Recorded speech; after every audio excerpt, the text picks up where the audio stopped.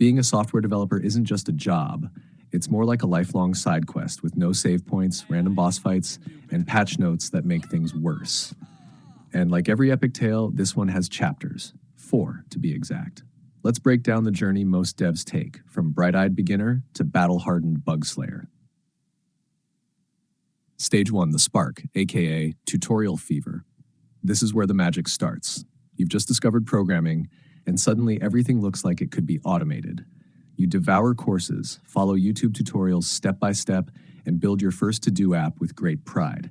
You even give it a dark mode. Why? Because real apps have dark mode. You send the link to your friends. They don't care. You show your parents. They think you're a hacker now. You feel unstoppable until you try to build something on your own. Suddenly, you're 3 hours deep, trying to center a button. JavaScript feels like witchcraft. You ask Google the same question 5 times in different ways, hoping for a new answer. Welcome to the honeymoon phase. Enjoy it. The confusion gets deeper from here. Stage 2, the confidence cliff. You land your first freelance gig or junior role. You walk in with 120 hours of Udemy under your belt and the swagger of someone who just solved a merge conflict in a tutorial. Then they show you the code base. Thousands of files, no comments. Half the functions are named do something. You confidently make your first change and accidentally crash production. Someone quietly rolls it back. Your manager gently explains what a staging environment is. You learn quickly, just one line of code is never just one line.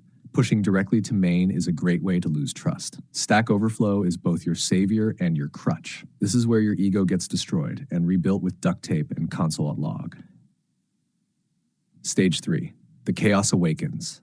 Now you're mid-level, or senior, or just stuck in meetings all day. You realize no one really knows what's going on.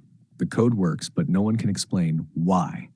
You touch one file and a completely unrelated feature breaks. Your CI/CD pipeline randomly fails and gaslights you. You spend days debugging why a deploy didn't go through, only to realize the server was out of memory.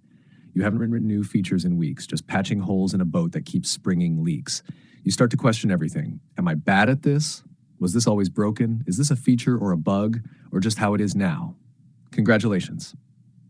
You've unlocked developer nihilism. Stage 4, the calm within the storm. You've seen the fires. You've deployed hotfixes at 3 a.m. You've renamed a branch 5 times before merging just to make the Git history less embarrassing. But now, something shifts.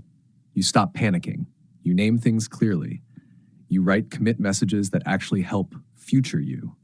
You build internal tools to automate boring stuff. You even start teaching the juniors that centering a div is a spiritual journey. You accept that the code base will never be perfect, that tools will always break the moment you demo them. That tech debt is just part of the ecosystem. You stop trying to fight the chaos and learn to surf it. In the end, the real skill of software engineering isn't just knowing how to code.